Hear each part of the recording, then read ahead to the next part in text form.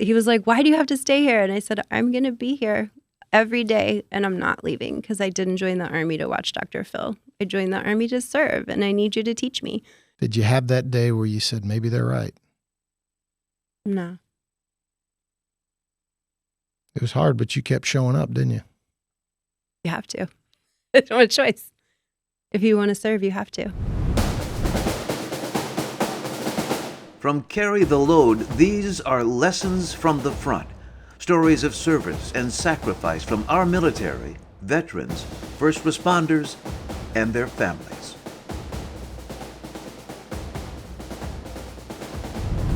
Today's story is so applicable in so many aspects of life.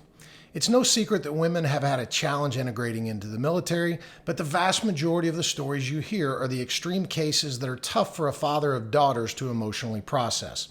Fortunately, today's story is not one of those. Rather, we focus on the challenges that occur even when everyone is trying to do the right thing and work within the rules and boundaries that have been laid out. To be clear, this is neither an endorsement nor an indictment of women in the military or the policies that accompany those decisions. This episode highlights the challenges of Alissa Dare, one of the Army's first female combat engineers serving in a combat role. And it's the kind of situation you have likely experienced in your own right, although under different circumstances. Sometimes, though, as hard as we try, as much as we want to be a part of something, we just don't feel like we fit in. It's not necessarily anyone's fault, it just is. Please remember to like, share, review, and subscribe, so that these stories and the journeys of our protectors will be heard. I'm your host, Todd Boating, and I welcome you to my conversation with Alissa Dare. You get through your training and you get to Afghanistan. 2003, you're in Afghanistan. You find yourself in combat. Tell me about that. Well, we were lucky. We were civil affairs. So we built schools and clinics. And we were engineers. I actually started out as a facilities engineer, but I didn't want to do that. So they let me move into the engineer section. And there was mixed thoughts about what we were there for and what our roles were. And a lot was changing then because the Army was, in my opinion, learning how to be in Afghanistan. What was the mission, though? What I knew our mission was to build schools and clinics so the Afghans would have faith in their government. And we were not supposed to be a central part of that. We made it happen, but they were supposed to believe that the Afghans did it. So every ceremony was Afghan-led. It had Afghan songs. They spoke in Afghan. That sounded right. But anyway. So in Afghanistan, did you ever experience any combat there? Were you fortunate enough to avoid? No. For the most part, we were pretty safe, I would say. We operated differently because we were within ISAF boundaries, which was Kabul, the city. And but we did go outside of ISAF boundaries to work in villages. And we felt very safe. We were building schools and clinics, so we were helping. And I knew that the Taliban hit people that were there to help. And it was shocking every time it happened. We felt like we had good relationships with the villages, and we would go out and we would go inspect the jobs, and we would they would bring food to us, and we would have lunch with them, and we would talk, and we were oblivious. We'll be back next week. I mean, just because we weren't worried. We didn't think anything bad was going to happen. So we did get hit with an IED. And we don't really know why or who. But we were all safe and healthy, and we all made it out fine. So you were on your way to help people. Yeah, I think we didn't have enough cultural awareness, and I think we didn't understand what was really happening there. And I think we thought we were helping. I don't know if we really were. I mean, I know we were building schools and clinics, and it's tangible, and you could see schools and clinics. But I don't know the long-term success of that. Those that you interacted with, you think they felt that way? The villagers? I think most people did. I mean, I think it was kind of hard afterwards because I felt really betrayed, because I couldn't figure out why they would want to hurt us, which is super naive. But I just, and really we talked a lot about, like, I don't know if these are good things to say. I had a contractor one time, so we paid contractors to do the work. A lot of the construction it definitely wasn't American construction. Are these mainly Afghanistan contractors? Yeah. And I think some of it was subpar, and I said so.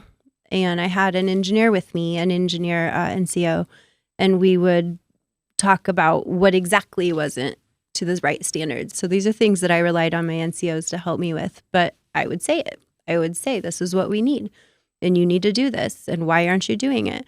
And this one guy was like, this one contractor, he says, Captain, if you come back next year and check this out, I'll do it the way you want me to.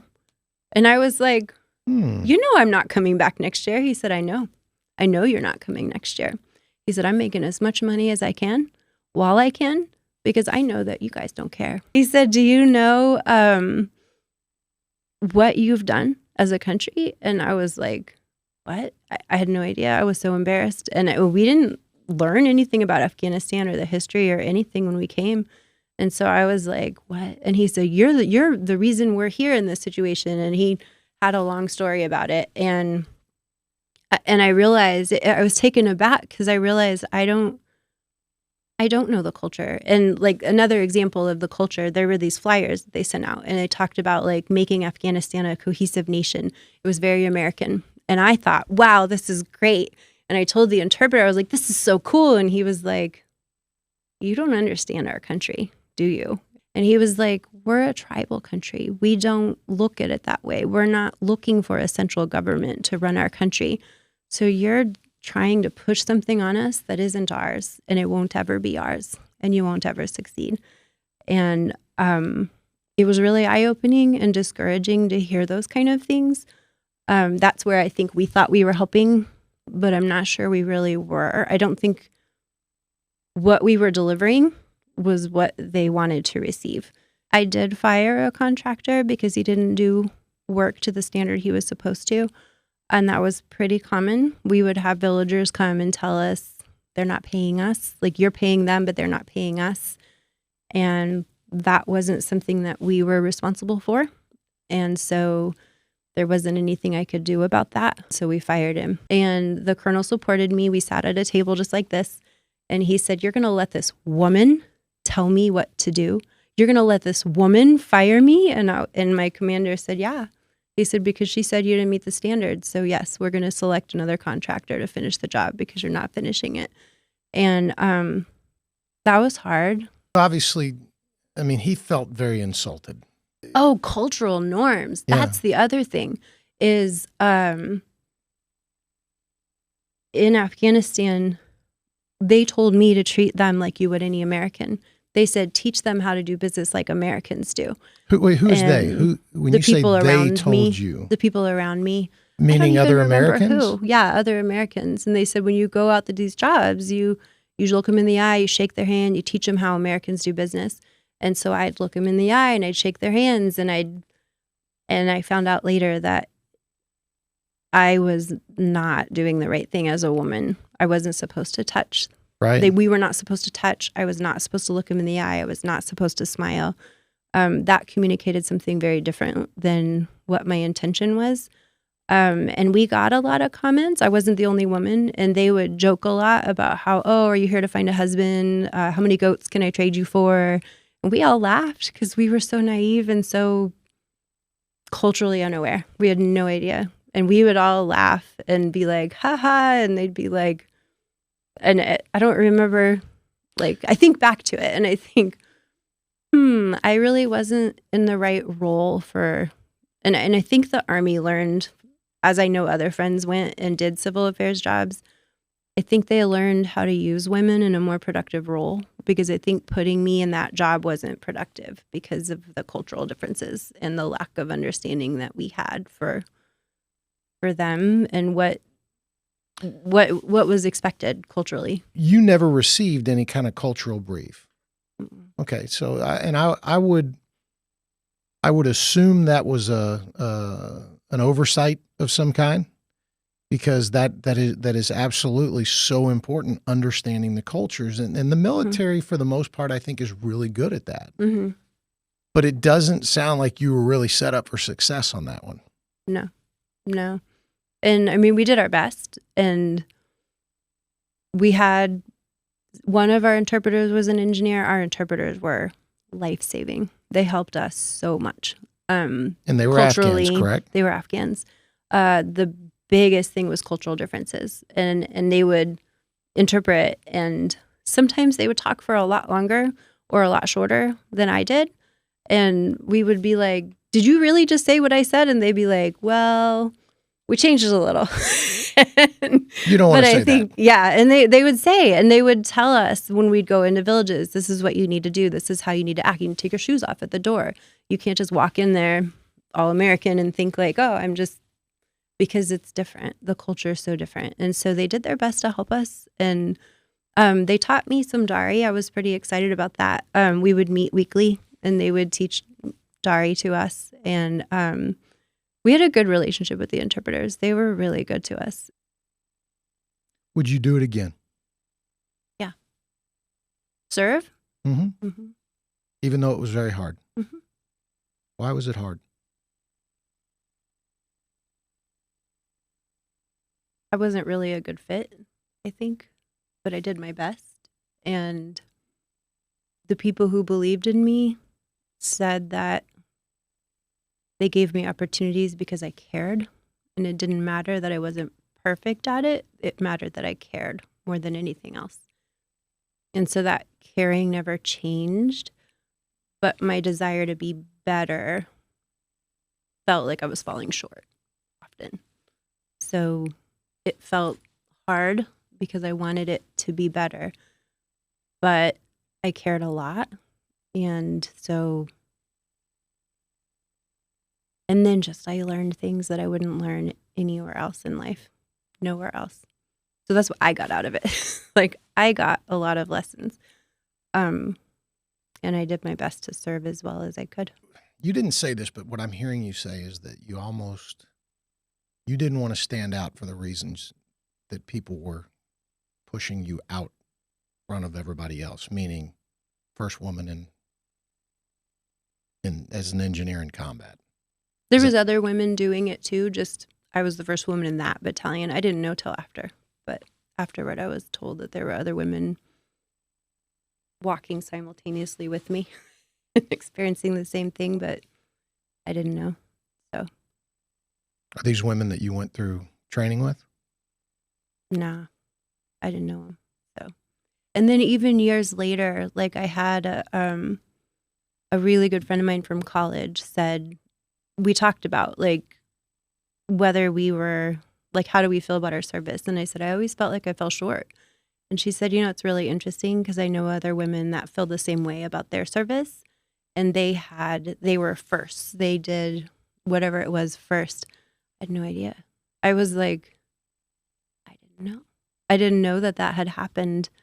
And it was totally different, right? Like one was the first woman to go through airborne school and just different milestones. And it was in the 80s.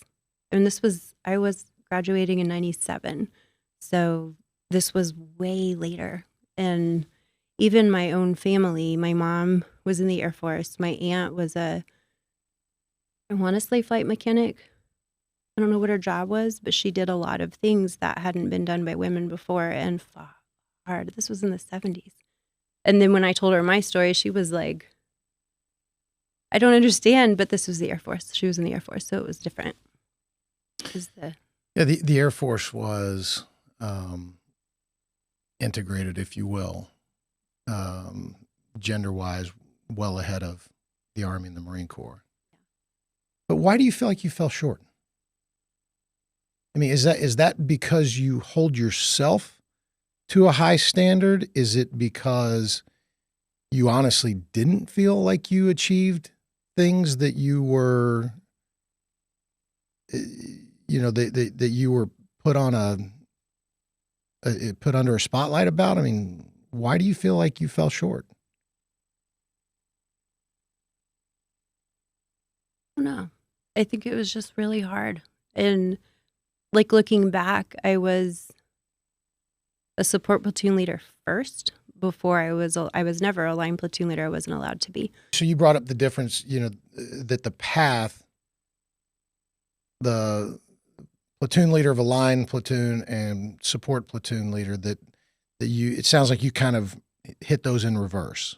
Because So they could only put explain me to in people what headquarters. that is, the difference between the two. I always have a hard time explaining military. So a line platoon is typically the doers, correct? Yes. Okay. So most of the time, if I'm understanding you correctly, people are going to go through the process first as a line platoon leader, then as a support leader. But you actually went the reverse. Is that what I'm understanding? Well, I didn't ever go to a line platoon because I wasn't allowed to at the time. Okay. So I went to support platoon, and then they actually took me out of the battalion. I went to a whole different unit where women were more common, because there wasn't anywhere to put me next either. Like, I was in the support platoon. It was the Army of the 21st century. They were experimenting with everything. They were experimenting with the computers. They were experimenting with the navigation equipment. They were experimenting with radios. They experimented with women. But I understand exactly what you're saying. That's why it was so hard, because you were, in some ways, you felt like part of an experiment. I don't want to put words in your mouth, but that's kind of what I heard. Well, I mean, I joined the Army to be a medical person. That was my plan. I was delusional. I thought I was going to get an ROTC scholarship and then join the Peace Corps. And that's not how the Army works. And so then I went to the Army, and then I thought, well, I'll be med service. They didn't need med service that year. They needed engineers. So, and I wasn't the only one. There were 4 or 6 of us, a bunch of us at OBC that wanted it too. And just, they didn't need med service that year. So I was an engineer, and then I was supposed to go to Korea, but I traded with someone to go to Fort Hood. And when they called, the assignment person, she said, you're going to be the first female in the 299th. And I was like, you chose the wrong girl. I was like, that's a bad idea. I said, you should pick someone else. And she's like, nope, that's going to be your job. And that's what you're doing. And I was like, is there any way I can not do that? And she's like, nope, that's your job. That's what you're going to do. That's what we've picked for you. What I'm understanding, though, is that the Army was not ready to have women in those roles. That unit didn't know how to do it. So it was more of a unit challenge. Well, yeah, because they were the ones that had to deal with me, right? Like, I came. The way you say that, though, is, what do you mean the way they had said to it. deal with you? Well, they came and they were like, I remember, that is a cuss word, but not really. No, go for it. He was like, damn it, LT, what am I going to do with you? Why are you here? And I was like, do with me what you do with anybody else. I said, just treat me the way you treat anybody else. But I think there was a lot of things about the Army that I didn't understand, is that I couldn't be treated the way anybody else would, because I wasn't anyone else. I was different. And that is what my platoon sergeant told me. And I was so frustrated, because I was like, I could totally do what they're doing. And he said, you could, but the people aren't ready for you to do that. The soldiers aren't ready for you. The culture is not ready for you. He was being protective of you. Mm-hmm. And he said, we're not ready for it, as the culture is not ready for women to be here yet. And that was his explanation. Because like I said, I watched what they did, and I was like, I could do that.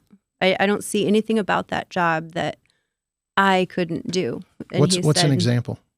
The demo range, like running a demo range. Running a demo range, not actually performing physical aspects of it, right? But managing the execution of it. Mm-hmm. And it was mechanized, so none of us, like, we didn't ruck, we didn't There wasn't as much physical aspects. In other words, you could have been 250 pounds and it wouldn't have prevented you from doing it. And so, I mean, I'm sure, I think about it's been so long, the picket pounders. Those are heavy. Mhm. That'd have been hard. But I don't think lieutenants did that so much. No, that wasn't a... Yeah. Okay. So besides that, though, I can't think of anything physically that I couldn't have done. But So it was just emotionally, culture. the soldiers weren't ready to accept. That's not what they joined.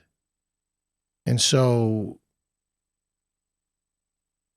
I guess, the only question I can ask to that is, would they ever have been ready had somebody not been the first one? That I don't know. I mean, I guess you got to start somehow. And I remember the battalion commander told me when I first got there, he told me that he was at West Point when the first women went through West Point. And he told me how hard it was. And he said, I understand that this is a really hard place to be. I can't imagine going through West Point. So I don't think being in the Army was like that at all. But it was an interesting comparison, and it was interesting that he drew that comparison. But I think he was just trying to be empathetic, like trying to maybe tell me that there were other people who had done this first and they made it. And so, I mean, maybe that's what his intent was. You had to have kind of felt like you were going through it alone a little bit. I'm trying to think of who I relied on for support, or it was just me. And I remember this one NCO came up one day and he's like, I don't know how you come to work every day. And I was like, what do you mean? And he's like, it's just, you get such a hard time. I don't know how you keep coming. And I was like, what else am I supposed to do? I'm not going to go home. I came here to serve. So I'm here, I'm doing it. But I don't remember. So that it felt good to be recognized that way, to be I think he was trying to encourage me, and it felt like he was being supportive. And I had a lot of NCOs that helped me in a lot of ways, just like my platoon sergeant, making sure things work, teaching me how things work. Since we were a support platoon, we were closely related to the supply section. So they would, this is how this works, this is how you do this. So that was really helpful. But I want to go back real quick to something you said, the NCO that came up to you and said, I don't know how you keep doing it. Was there something in particular that he was referencing? Was there something that he saw that you weren't necessarily seeing? I don't know. I just knew it was hard. I knew it was hard. And the platoon sergeant, he used to tell me, why do you have to stay here every day? Can't you just go home and watch Phil Donahue or something, or Dr. Phil? And I was like, wait, this is the same platoon sergeant? Yeah, same platoon sergeant. He's like, why do you have to stay? We fought all the time. People were like, are you serious? This is such a pain. And he was like, why do you have to stay here? And I said, I'm going to be here every day and I'm not leaving, because I didn't join the Army to watch Dr. Phil. I joined the Army to serve, and I need you to teach me. And so I came every day. And do you think he would have taken that same approach with a guy? Because it sounds like, I kind of think so. It sounds like he was really truly invested in your success. That's what I heard you say. But on the other hand, what I heard you say was, stay out of my way, because let me do my job. Yes. And he said, I want to do things my way, but I can't because you're a woman, and I can't do that in front of you. And I said, you just do what you'd normally do. Treat people how you'd treat people. Treat me how you'd treat people. Do everything like you normally would, is what I wanted. And that's what I said. But he said he couldn't. He was like, I can't do that in front of you. And I don't know what was normal. I just know what I saw. So you don't know what he was talking about? He wanted to yell at soldiers, but he felt like he couldn't do it in front of me because I was a woman. But he yelled at soldiers in front of me. I don't want to reflect poorly on other people, because my stories involve other people, and I respect him a whole lot. And I'm so grateful for him. And he said that. He'd always say, one day, LT, you're going to miss me. you're going to miss me. You think you don't like me. He's like, but you're going to miss me. And I did. He was right. Some things I didn't miss the conflict. It was hard. And I think other people didn't miss the conflict either. Because I had other people be like, you guys fight all the time. I can't stand it.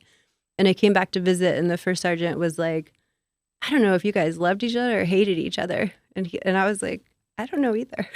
I really don't know. But I did miss him when I left because he was so good. But it sounds like And he made you better. he did in a lot of ways. You know, and you know, that to me is what a really good staff NCO should do. They should challenge you. They shouldn't, you know, just because you're the leader doesn't mean that they should do everything you say the very first time, at the very first breath. They should challenge you. You definitely shouldn't have done what I said because I didn't know what I was doing. I think you're being a little hard on yourself. Well, I mean, I was, 22? And I'd never been in the Army. I think you're too hard on yourself. Maybe. That might be something I have in my personality. But So was there a specific incident that happened to you when you kind of sat back and you go, yeah, they may be right. The Army is not ready for women in this role?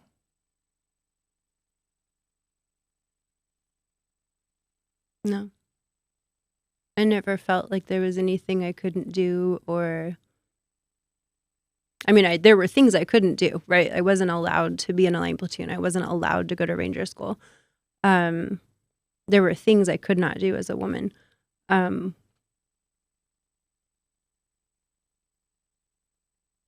as hard as it was, did you have that day where you said, maybe they're right? No. It was hard, but you kept showing up, didn't you? You have to. There's no choice. If you want to serve, you have to. Tell me about the time that made it worth it. The people. They were really good people. Who stands I got to out and know why? them. I had a commander in the 74th who was a woman, and she was so strong and so loyal. And she taught me so much, just so much about being a woman in the Army. Like, I would come and talk with her about the struggles I had. There were times when I was misunderstood or I couldn't understand what was going on. Why were people acting a certain way? I'm trying so hard. Why don't they understand? And she was like, well, can you imagine if you were them? And so it was just really good to have that guidance. And she had faith in me. And I didn't always, but she always did. And she, wow, I'm supposed to cry. She nominated me to be XO and for the company. And I said, I can't do that job. And she said, it's my company and I think you can. And so she had faith in me. And I really appreciated that. So you became her XO? She had to leave. She was moving, like the change of command happened right after. But so I was the XO for the company. But yes, I was her XO, and then I was the next XO. So she had more confidence in you than you did. She did. She did. You've been very, very open about some of your challenges. What was your biggest takeaway? What do you teach your kids from your own experiences in the Army? Tried to imagine what you'd ask me, and this wasn't it.